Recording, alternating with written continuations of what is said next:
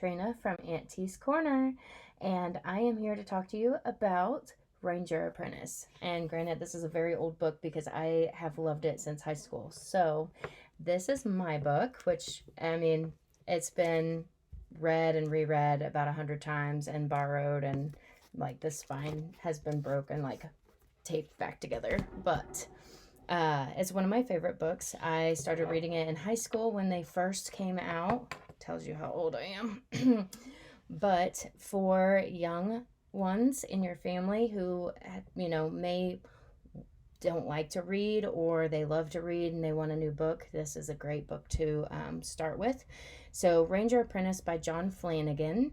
He's one of my best, favorite authors. And this is book one, The Ruins of Gorlan, book one of 11. So there is a lot of books in there. The age range, which I had told you in the last video, is what what I was going to keep up with. It's based on readability, not content.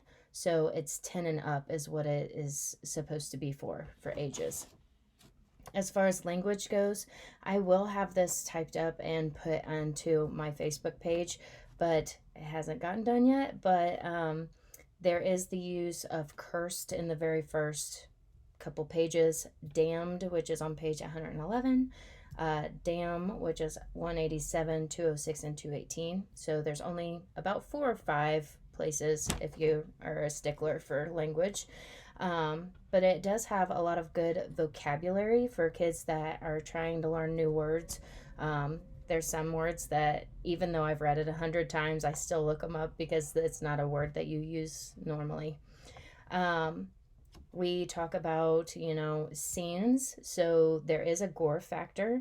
The war goals, which is the villain's main army, speak in a guttural rhythmic chant. They don't really have a language. They talk telepathically to each other. They're humanoid in shape. They're misshapen beings with long muzzles, black fur, and fangs like a boar or a large dog. So if you have an imaginative child, that could be a little overwhelming for them if they're really young. These are Morgrath, the villain's minions, for the most part. They have, he has a whole army of them. And they're kind of like Bigfoot. They're legends. They're threatened to little kids, like in society, of, hey, if you're not good, Morgrath's going to come and steal you away. And his wargles are going to come and, make you, scare you into being a good kid. But they're kind of like Bigfoot or the Wendigos or like myth creatures that we have in our society in context. So they've been hidden from humans, but seen around since the ancient times. They use telepathy, like I had talked about. Now, the Kalkaras, there's only 2 left in the world, and they're pretty much assassin monsters. They are given a target, they go and they execute that target. They're dreadful beasts with a mix between ape and bear that walk like people on their hind legs. They have red eyes that can freeze you. Their fur is more like scales, and it's kind of matted to be like scales, which they die at the end, so there's that. But just being aware of that gore factor if you have a very imaginative child, and making sure that they don't read it late at night because that could cause some nightmares. And then as far as scenes go, there is one kiss. It's a chaste kiss between 15-year-olds, of a girl being proud of the main character and kissing him, which is page 236 if you want to cover that, Mom. Just saying. And there's a lot of bullying at the very beginning of the book, which the book, we will go into the overview now. So bear with me as I look at my screen. So I'm not avoiding looking at the camera, but So setting the stage, we are introduced at the very beginning at the prologue. I would recommend adults, parents, aunts, uncles, reading the prologue just so you know what the setup is, because that kind of sets the stage for the entire series. There's 11 books. This is the villain for the first 2 or 3 books. The second book kind of gets into he gets kidnapped and that kind of thing, and there are drugs in a later book. So just having that awareness, it's not that he's into drugs, it's that he was kidnapped, and to keep him from fighting back, he's drugged.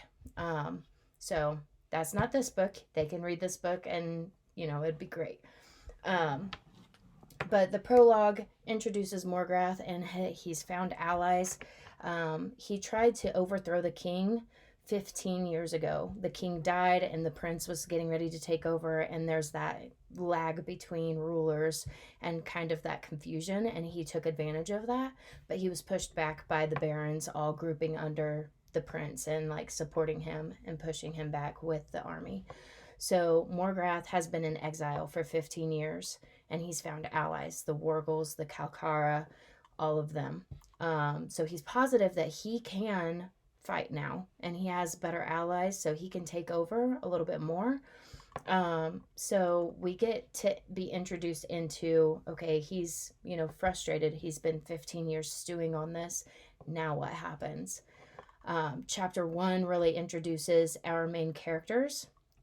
Main character, I say characters because his friend, Horace, well, he's not a friend at the beginning, but Horace really talks about his side of things in this first book too, and I think that's really good. So the villain's introduced in the prologue. Chapter 1, we're introduced into the main character and his ward mates. So Will has no last name. He was an orphan, he was an orphaned infant, and 15 years ago the battle happened and his dad passes away. He's left with a note that says, there's no information about his family. His father died a hero, and that was it. So he has this mental image of his dad being a knight and wanting to follow in his footsteps. He is small for his age, and it sets the stage of the night before choosing day. So choosing day is where the orphans, have to decide on what trade they want to go into, and then they're apprenticed to those masters.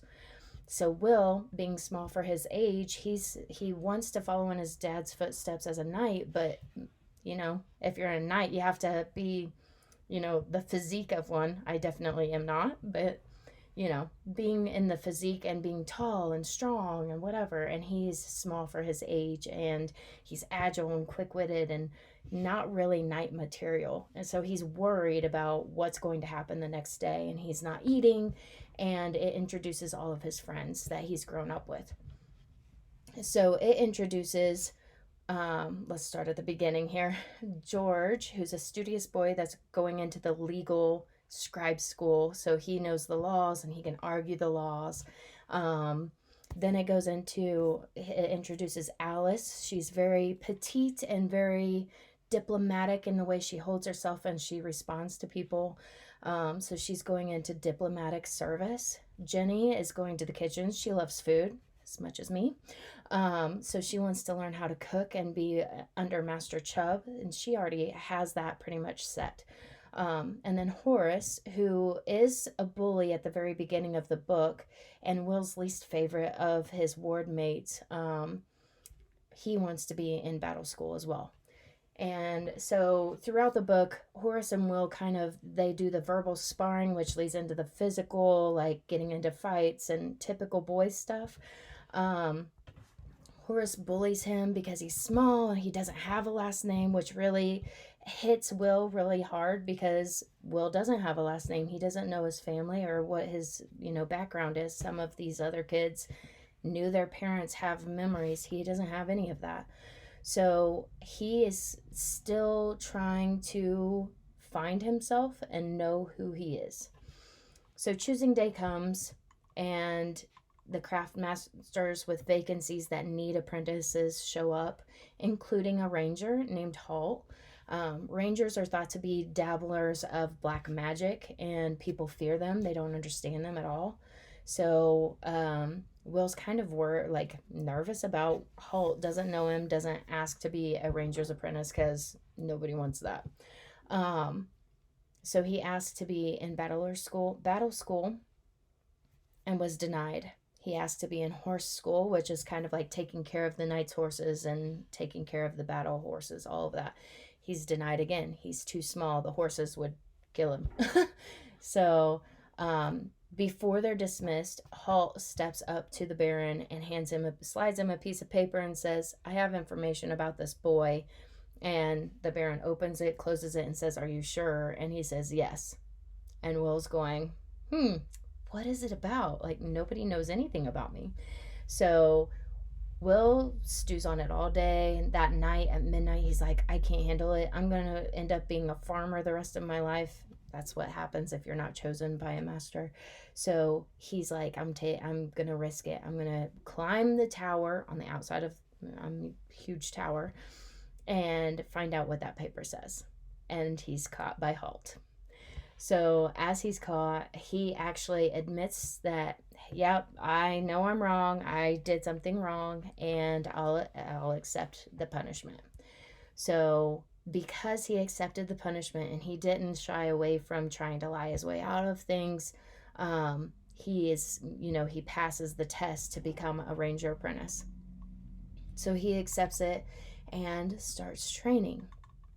So Horace at the time, Will starts training. Horace is starting to train as a knight in training, an apprentice. And now he's on the receiving end of bullying. So there's 3 older classmen, their second years in battle school. They start targeting him and bullying him.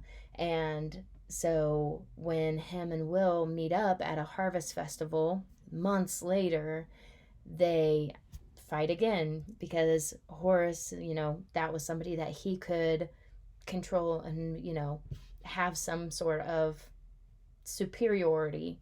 And Will has been training and he's like, I'm not scared of you anymore. I don't fear you.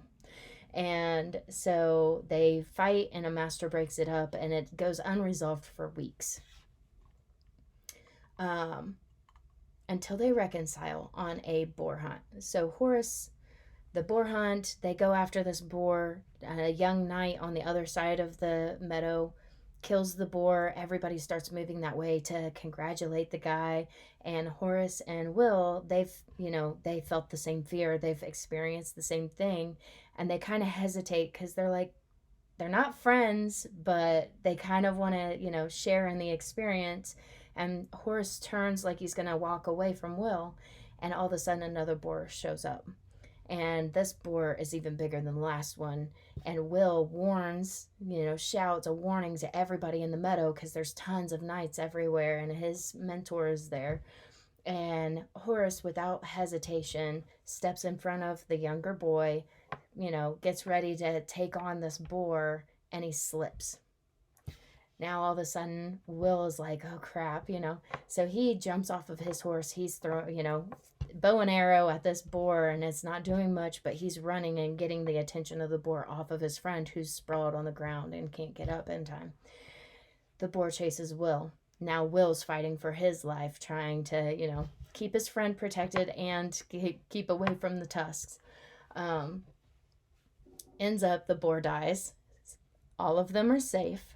But that experience really shocked both boys and solidified their friendship. Now they're, bullying seems like such a childish thing that now they can move on. They saved each other and now they're friends. And he describes that way better than I could ever do. So that's that. So things happen. Rumors spread that, Will killed both of them single-handedly with one arrow. You know how rumors fly around town or wherever you're at. So Horace's bullies beat him up because you let a ranger apprentice, save you, and that looks bad on us. So we're going to beat you up. So he gets beaten to a pulp, and they said, now we're going to go after the sneak and teach him a lesson. And Horace, he could have, laid there and, let unconsciousness take him. And he fought through it and he goes to go save his friend. And with that, Halt steps in to save both boys from the 3. And the bullying ends. And adults are involved at that point, so the bullying definitely ends across everything. Um, and then it's time for Will to go to his testing as an apprentice in the Ranger Corps. You have to go to a test every year. So they go to a gathering, a Ranger Corps gathering. But when they arrive, it's canceled because there's too much going on. Um, and so they wait to find out what's happening, and they find out Wargles have infiltrated the kingdom, and the Kalkara are on the run. So the Kalkara, being assassins, they're like, oh crap, like what's happening? So Holt, his mentor, is tasked with tracking the evil beast down. And that means that as an apprentice to Holt, Will has to go too. And the other apprentice that Holt used to have, but he's graduated, Gillen, goes with them.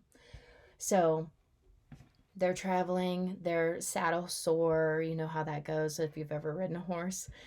Days in the saddle. And finally, they hear the Kalkara hunting. That scream of just like hunting is kind of like a mesh between a dog howling and a scream. And that's how they describe it.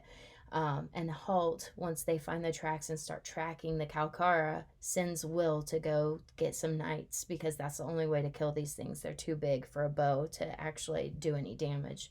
They need a knight with a lance, and so they send Will for help, and he's on a time crunch. You have to get to Redmont Fife within this amount of time, or we're dead. So he's a race against time, and Holt tells him that the Kalkara are going after the king. But seeing everything that's happened and knowing what the Kalkara have done already, Will thinks that they're actually after Holt. So he's worried for his master. So like I said, if you have an imaginative child, or you read the book and you have a vivid imagination, or you have trouble stopping when it gets actiony, chapters 26 through 31, I would make sure you have enough time to read it all. Otherwise, you're going to be staying up late. So read it in one go or you'll regret it. And if they have an active imagination, definitely read it in like during the daytime, not at night, because I have an active imagination, and I read this last night, just reading the last couple chapters, and I was just like, every little sound, I was like, oh geez. So with war on the horizon and commanders in the army dead or injured, they're in for a harsh time. And this book really sets up for the rest of the series. But it also covers hardships, overcoming the hardships, learning about yourself, and facing your fears, maturing and growing up, not squabbling and having those fights and bullying and that kind of stuff, mentoring with adults involved, and plenty more.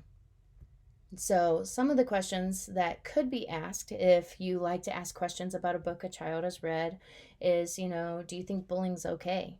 Then you can talk about, adults don't always see things that are happening. So a child has to communicate with an adult and let them know what's happening, because it's bad to just internalize everything, because it's just going to depress you and it's going to, have problems. This is part of the reason why I love this series, is because I was bullied as a teenager. So talking to someone about bullying, and also seeing the other side of it. Horace was bullied as well, and that's part of the reason why he was bullying Will. So, it's not just you're being bullied, but there's some reason or cause for the way they act, and you don't know what a bully is going through. They may need help as well. So talking to adults to figure that out and get that resolved is the best way forward. Another question is it okay to be afraid?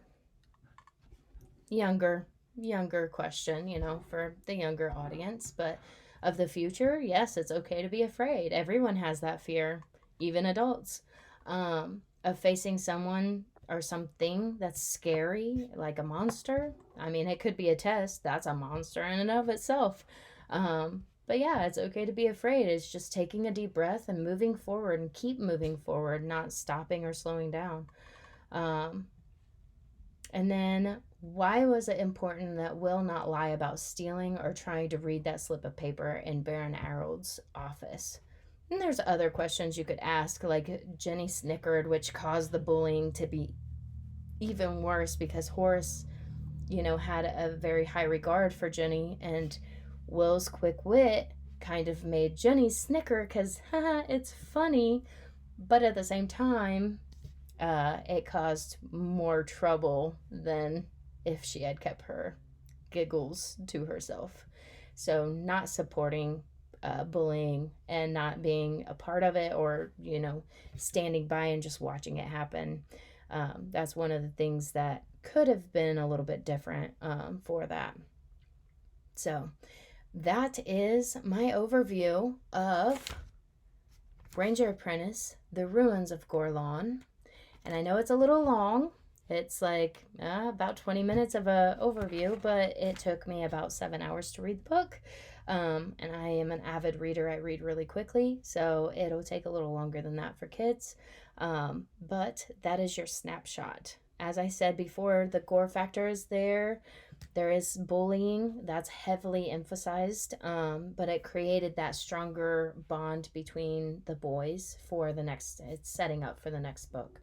And there is one chaste kiss, but no details. It's just that her lips were soft, and that's it. So, as I said, this is book 1 of 11. There are some things in there. They did kill animals. People did die. It doesn't go into a lot of detail on the people that died. It just says that the Calcara freezes one of the guys that died, one of the generals, and it looks like a heart attack, but his heart stopped from the fear. And then killing the Calcara, like putting arrows in a small diameter in the chest, and it goes into detail of like the blood dripping down, that kind of thing. But there is some of that gore there. And then at the very end, it does talk about how Will's father saved Holt's life. And so it does talk about his dad getting injured, fighting the Wargles, and dying, saving Holt. So he does find out a little bit about his dad, but